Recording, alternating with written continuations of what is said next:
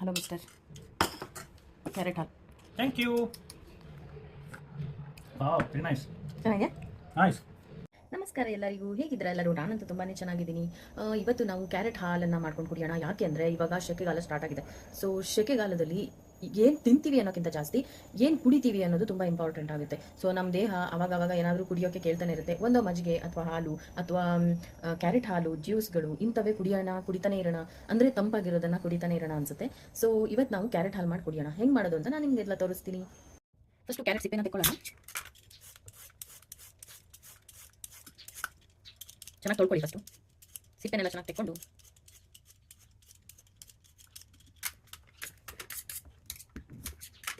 ನಾನಿಲ್ಲಿ ಸ್ವಲ್ಪ ದೊಡ್ಡ ಸೈಜು 3 ಕ್ಯಾರೆಟ್ ತೊಗೊಂಡಿದ್ದೀನಿ. ಸೊ ನಿಮಗೆ ಎಷ್ಟು ಬೇಕೋ ಅಷ್ಟು ತೊಗೊಳ್ಳಿ. ಈ ಕ್ಯಾರೆಟ್ನ ಇವಾಗ ಕಟ್ ಮಾಡ್ಕೊಳ್ಳಿ. ಈ ಥರ ಕಟ್ ಮಾಡಿಕೊಂಡು ಇದನ್ನು ಬೇಯಿಸಬೇಕು. ಕುಕ್ಕರ್ಗೆ ಹಾಕಿ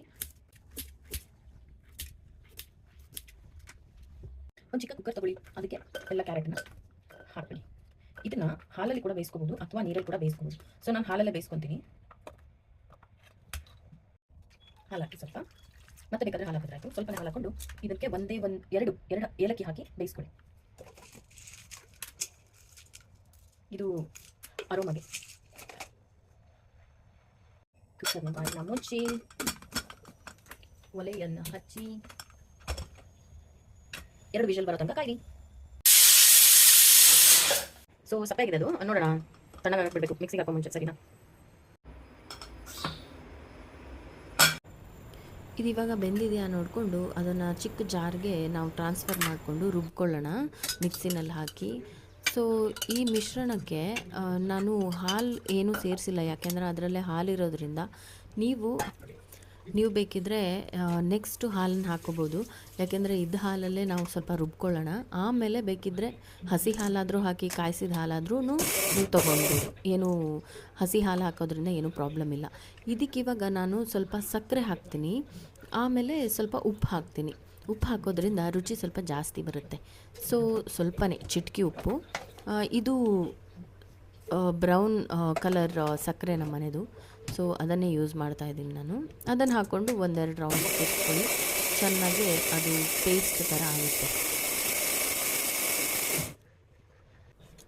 ಈ ಒಂದು ಪೇಸ್ಟನ್ನ ಒಂದು ಬೌಲ್ ತಗೊಂಡು ಅದಕ್ಕೆ ಟ್ರಾನ್ಸ್ಫರ್ ಮಾಡ್ಕೊಳ್ಳಿ. ಅದಕ್ಕೆ ನೀವು ಇವಾಗ ಹಾಲನ್ನು ಸೇರಿಸ್ಕೊಂಡು ಮಿಕ್ಸಿಲಿ ಉಳಿದಿರುವಂಥ ಎಲ್ಲ ಇದನ್ನು ಆ ಪಾತ್ರೆಗೇ ಟ್ರಾನ್ಸ್ಫರ್ ಮಾಡ್ಕೊಳ್ಳಿ.